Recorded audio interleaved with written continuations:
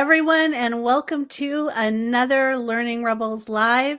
And I am really excited to have Christy Tucker with me here today.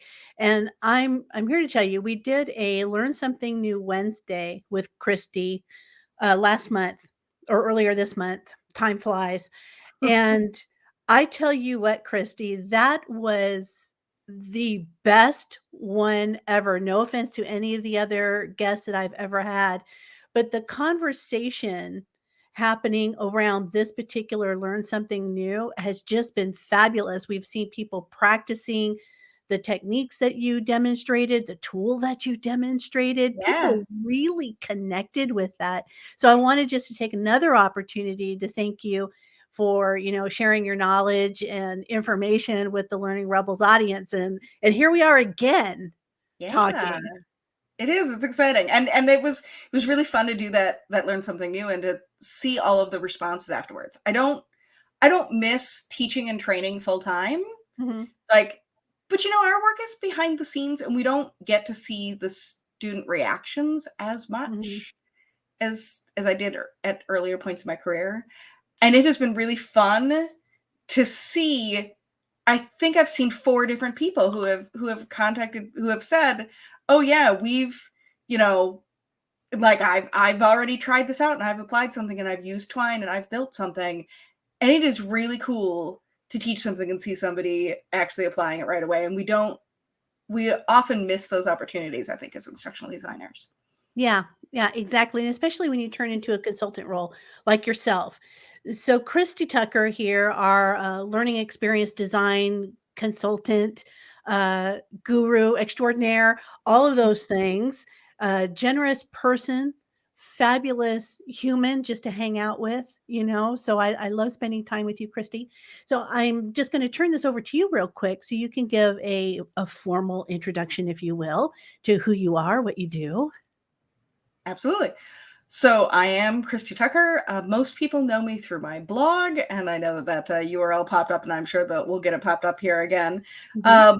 But I work sort of at the intersection between technology and storytelling. And so I use storytelling and technology to create online learning that helps engage learners and change behaviors so that things transfer the workplace. I have been working on my own. Started my business in 2011, so I'm more than 10 years on my own. Congratulations. Yes, I'm. I will be next year. I'll hit 20 years of being in instructional design. Okay. But I was a trainer. I started as a teacher and a trainer, and I know we'll do a little of that. But I've been in the field for a while, and these days really focusing especially on scenario-based learning and branching scenarios. And those are the projects that are the most fun for me, and the projects that I'm at this point in my career, now that I've been doing it a little more, and I'm at this point of teaching others to do things, that's the stuff that I'm working on, helping others to be Mhm. successful. And it was clear. It was clear on our Learn Something New Wednesday that you really enjoy doing those branching scenarios and using those tools and walking through it. So that part was evident, which leads me actually to my first question Mm-hmm. is that pathway, right? How do you get there from here type of story is You know, n I don't know of anyone who really just raised their hand and said, "I wanna go into corporate L&D when I grow up." No, and I don't know anyone who has taken Yeah. that path. That path has started from somewhere else, and Mm-hmm. so one of the reasons I really wanted to talk to you today was we know all about Christy Tucker, the developer, Mm-hmm. and the good work that you do. But I would love for everyone to get to know Christy Tucker, the story. So how did your journey begin? So I have a bachelor's degree in music education, Oh, okay. and I taught K-12 music and band. I taught in a school that was K-12 all in one building in rural Illinois, east of Springfield. Okay. And I taught there for a year. And then I taught in Peoria for 2 years. I taught middle school in Peoria. Wow. Okay. And God bless the middle school teachers because they have Right? a Oh my gift. gosh. All the power to the middle school All teachers. the power to middle school teachers. I can't cut it as a middle school teacher. I don't have it. Well, there's a little bit of honesty. Appreciate I it. mean, like that is like the truth of it, is that I don't have it in me. So I switched to corporate software training. I did a lot of going around to different businesses and teaching people how to use Microsoft Office. Okay. And so, or having people come in. I worked for a company that had a classroom, and we had people come in and do those things. And so I did that work, and I found that I really liked working with adult learners. Mm-hmm. For one thing, there's nothing that adult learners can do that scares me after having taught 14-year-old girls. I mean, 14-year-old girls are just mean. Right. Having been a former 14-year-old girl, like, right? But so, like, I really liked teaching adult learners, but I also discovered that when I was training, I was working with materials that other people had created, and I missed the creation part of it and the curriculum planning from teaching. And Mm-hmm. so when that training job, the office I was training at, working out of, closed, I was looking for a new job, doing research, and like, oh, this like instructional design thing sounds pretty cool. And it took me a long time to get that first job. Mm-hmm. And in the meantime, I did substitute teaching and scoring writing samples on tests, Oh, and wow. scoring writing samples with rubrics. I did that for a while at Oh 7 my an hour. gosh. Okay. Yeah. So I did, which was still good experience, just terrible pay. Um, and then I got an instruction design job at a for-profit online university, and that was really where I got my ID experience. At the time, in 2004, frankly, there weren't that many instruction designers out there, and so we were doing a lot of hiring people from other fields and then training Yeah. them on the job. Yeah. And That sounds very familiar. right. Mm-hmm. So that half the people were former teachers, or we had a real range of degrees. We did have a few people who had master's degrees in instruction design or organizational development or something related, but mostly we were getting other people and training them. And so it was such a good environment to start out and to have all of that support to do the training for new people, that I think there's so many jobs now that even the entry-level jobs sort of expect people to have experience and Mm-hmm. aren't or expect them to be 100% from day one, and to not give them that time to ramp up. Right. Right. And so when you think about going from middle school and music Yeah. specifically, Yeah. right? Do you play an instrument? I do. I play French horn and I play piano. I sing in the choir. I've directed handbell choir. Wow. Okay. I learned to play all the instruments at one point, but I'll look forward to seeing a French horn in your next conference session. only once have I had my horn out for I did have my horn for one of my online presentations once. I played the opening to the Star Trek theme, because that's a horn. Bum, ba-dum, bum, Oh bum, bum, my bum, gosh. and I played it. Awesome. So one of these times we're gonna have to make an go to excuse, that and session. I'll have to get out the music for that and play it for you sometime. Yeah, I want to go to that session. So now thinking about how, again, it's like, how do we get there from here? That's a leap. So I've spoken to teachers who want to make that transition from education to corporate learning, and a lot of them start maybe at the high school level, Mhm. right? Because you're talking about the young adults maybe moving Yeah. into the corporate field, and that seems like I won't say a smooth transition, but a smoother transition. So if you think about your area, middle school learning, music, and then going, okay, well, maybe I can teach people software, Right. right? And so now how did you build that skill to say, okay, now I feel like eventually I feel like I can actually do this whole corporate learning thing. I Right. can do it, and I can do it with a degree of competence and confidence, right? So how did you manage that? So one of the things that did help was that in the middle school where I taught, I was the teacher that all the other teachers came to for technology help. Oh, Even though okay. we did have a technology specialist, I definitely had that reputation as if you're having trouble in Excel or PowerPoint, you would come to Christy and come with the question.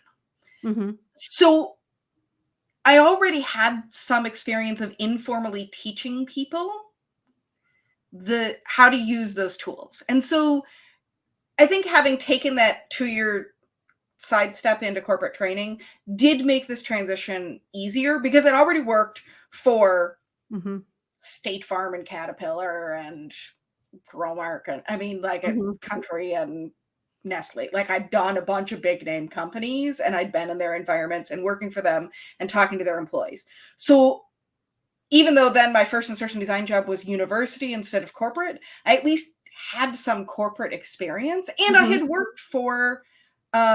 had worked at a call center in college. I had done some other business things beforehand and even those summer jobs made a difference in making me feel comfortable being in that corporate environment. Mhm. One of the biggest shifts for me was I went from as a music teacher, I was the expert in everything. I knew my subject matter and it was all down to me. Right. And in corporate learning, you Um, have to give up being the expert. You're the mhm. expert in learning, you're the expert in technology, you're the expert in, presentation, visual skills, storytelling, whatever.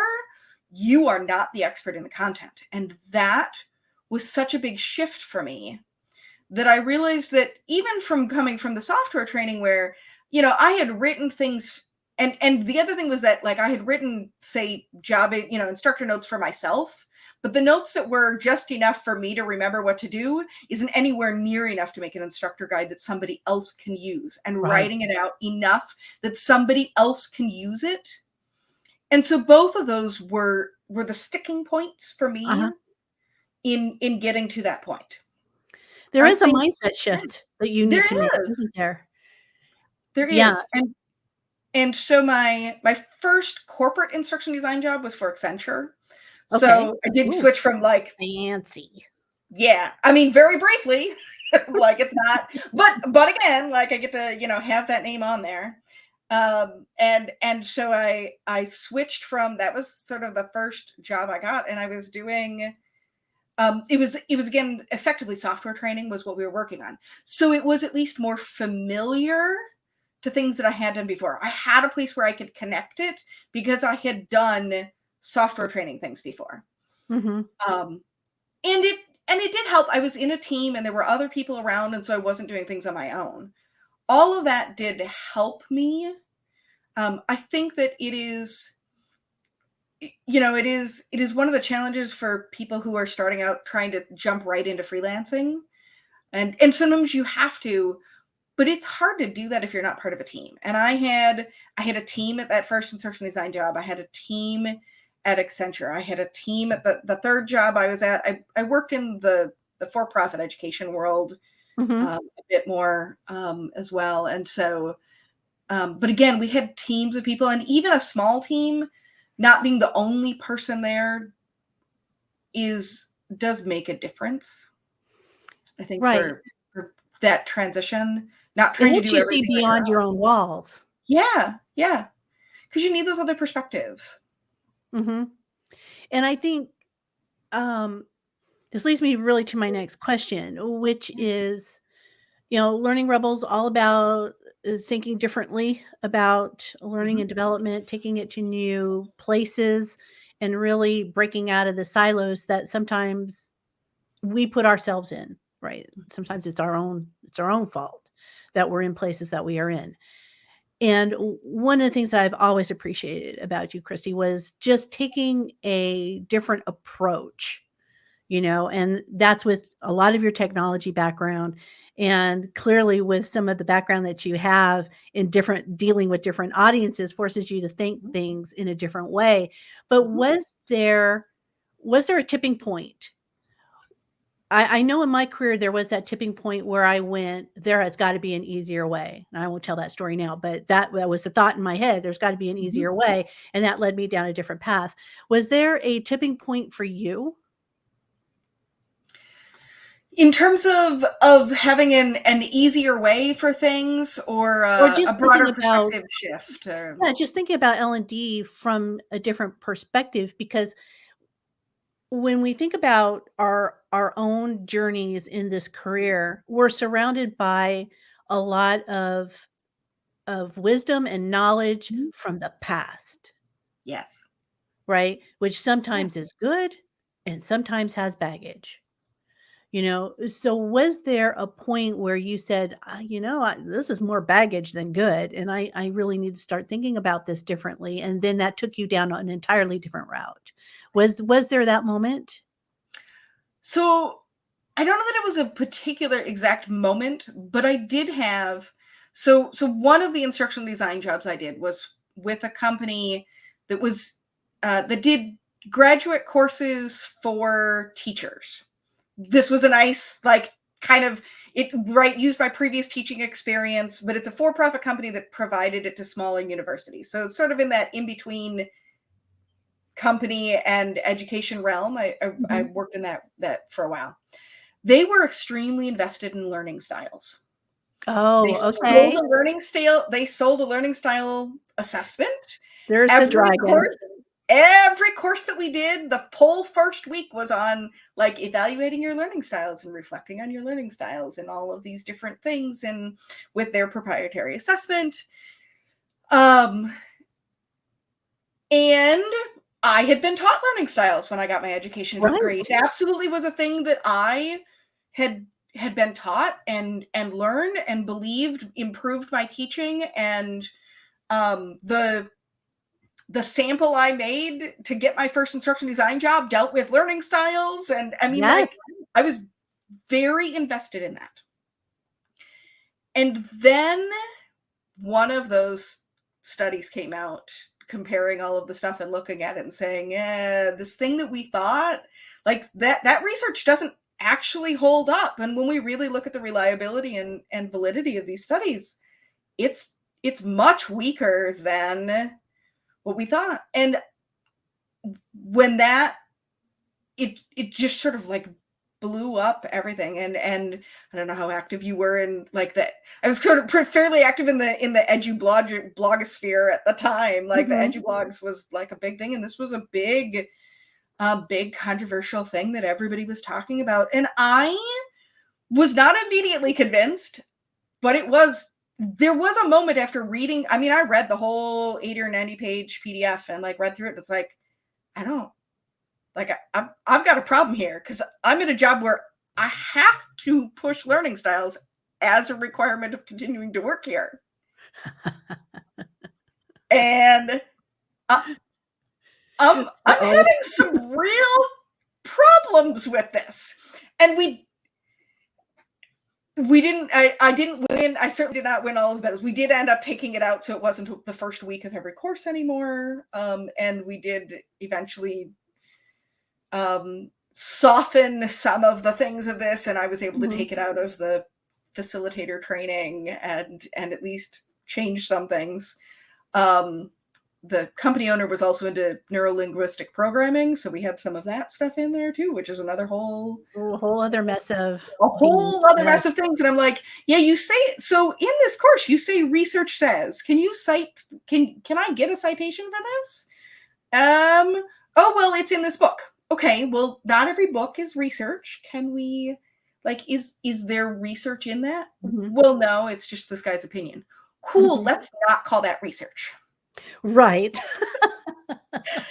That does Um, not qualify as research. it does not qualify as research. And I will say that was, I will say, in looking back, I think that is a turning point for me in being skeptical, both about the things that I was taught and about the things that I'm reading, and in being, looking for how to teach myself the learning science. And because I don't have a master's degree in instructional design and I'm all self-taught in this field. And Mhm. so I soaked up all the things, all of the free webinars and Mhm. every, resources from the Learning Guild and everything I could get my hand on, at least free, Mhm. and bought some books and did the stuff to read up and reteach myself and to look for the ways, not that we're going to win every Every battle and Mhm. get things 100%. We're not going for 100%. Um, but that we can at least word multiple choice questions in ways that are better and aligned to science, Right. or right, or that we can do those things. And I think that one was that certainly was a big shift in things I had to unlearn for myself. Mhm. Mhm. I agree with that. I think there was a big shift for me as well where you were like, "Ooh, I can't depend on that research." Quote, unquote, "research," right? I can't And depend on that, and and, I and had been oh, depending on that. it was published in journals. I mean, Right. there It was was. that we were taught that. Absolutely, I learned it in ed psych. Mhm. Yeah, absolutely, and I love that you use that as a catalyst to opening up and saying, "Maybe it's time for me to do my own research," Yeah. and do the reading, Mhm. right? So I love that whole outlook, and I wish that more of the people in our profession would take that outlook, and I know that time is always an issue. I Mhm. don't have the time to read all of this research. I don't have time to be, doing all of this. But I think maybe if we make it a little bit of time during the course of our day, Mhm. then we can expand our minds a lot more. So I love that. Thank you for that Mhm. example. Yeah. Now, for those people who are transitioning, maybe they're listening to us right now and they're going, I'm a teacher right now, or I'm transitioning out of this. And I really just, I just don't know if I have value, you know? What would you say? Did you have those moments of self-doubt, of Oh, questioning yeah. yourself? So the first year that I was working as an instructional designer, I kept having these thoughts of like, wait, shouldn't they get a grown up to do that? Like a real person. And despite the fact that, okay, I was, let's see, um, how old would I have been at that point? I don't know, 25. But there was this like, wait, like, I don't know that I can do this thing. Mhm, And and and admittedly, like, not to brag, I was actually good at my job. I got promoted 6 months into it, and then I got promoted 6 months after that. Like, mhm, I know that, like, objectively, other people looking at my stuff and doing things that I was good at what I was doing. But there was a lot of time there where I was in that first year as I ramped up, I was not actually confident in being able to do things. And it did help that we were in an environment where I mentioned before, that first job, we did a lot of internal training.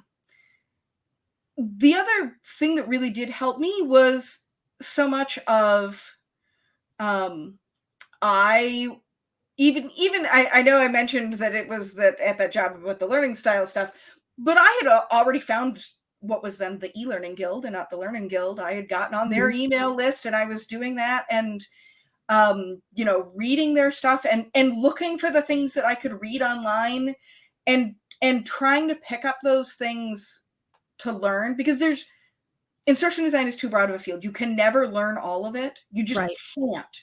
So you have to give up that idea that you're going to learn it all, but that doesn't mean you give up on the idea that you should be learning all the time. So I did look for the, okay, maybe I can't do this yet, but I'm going to keep working on growing and improving, and that sort of got me through it. mhm, And I'm not going to pretend that I did not have moments of panic in that. The I hadn't been used to running meetings, and I remember the first time Amy Peterson, who was my manager and who had been mentoring me in the curriculum things, and we were getting on a meeting, and it had been a lot of her running meetings and me like kind of sitting in and seeing how and doing things. And 5 minutes before the call went live, she's like, "Oh wait, you're going to run this one." oh, and hello. and And I was like, and I did, and maybe it was like it was okay, and she was right there, so like she didn't abandon me.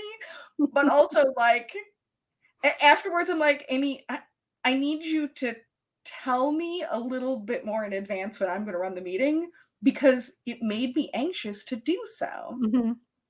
Because I Mhm. literally that like how to run a virtual meeting thing and how to run a conference call and keep everybody on agenda.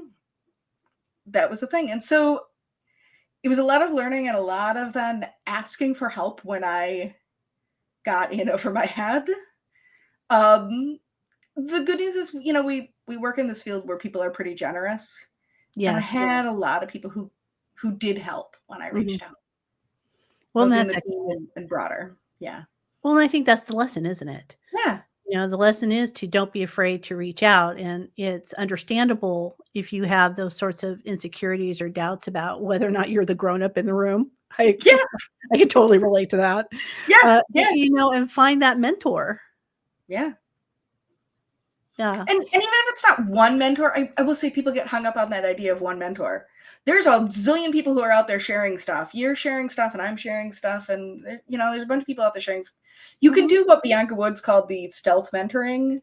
You follow people's stuff online, and you pick up Oh, all of their right. stuff, and right, like you follow their stuff, and even if they aren't like necessarily giving you the one-on-one, there's a lot of stuff that you can learn out there for free or very inexpensive. Mhm. So Absolutely, and it's just a matter of finding the person that you can connect with. yeah, You may not connect with me, Shannon Tipton, Learning Rebels. I might not be your cup of tea. right, That's okay. yeah, But maybe somebody else is. So don't give up mhm, on that.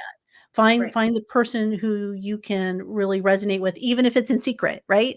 right, If you're a secret stalker. And I yes, and I'm a secret stalker to a lot of people. So yes, I think that that's a benefit. yeah, That's a benefit. Okay, well, we are almost at time. Now we're going to this is where I'm going to break out the questionnaire for you, Christy. all right, So for those of you, and I might be dating myself here, is you might remember that James Lipton hosted the Actor Studio. And at the end of every Actor Studio, he would ask his guests 10 questions that were based on the Proust questionnaire. And so I took those questions and kind of flipped them around a little bit so I could make them the Learning Rebels questionnaire. So this is sort of a rapid fire. No need to okay, expand, but just let's go down the list and see where Christy lives a little bit. Are you all ready, right, Christy? I hope so. All right. First off, um, when you think of all of the ways and types of content that you develop, blogs, simulations, branching, etc. First question, what is your favorite content development tool? Twine, it's got to be Twine at this point. What is your least favorite content development tool? Ooh, um, You don't have to name brand names, but Captivate, I might, okay. yeah, What is the skill that every L&D professional needs to have? listening, What skill is overrated?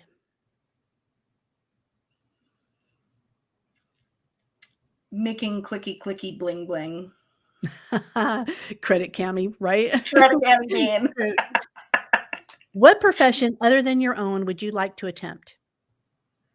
author, What profession would you not like to do? factory work. Who is your favorite superhero? Ooh, uh, Captain Marvel. Who's your least favorite superhero?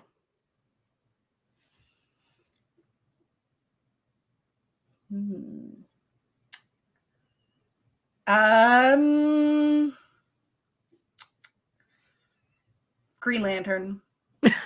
Poor I don't Green know. Lantern. Poor Green Lantern, I Poor Green know. Lantern. What makes you Yeah, laugh? my daughter.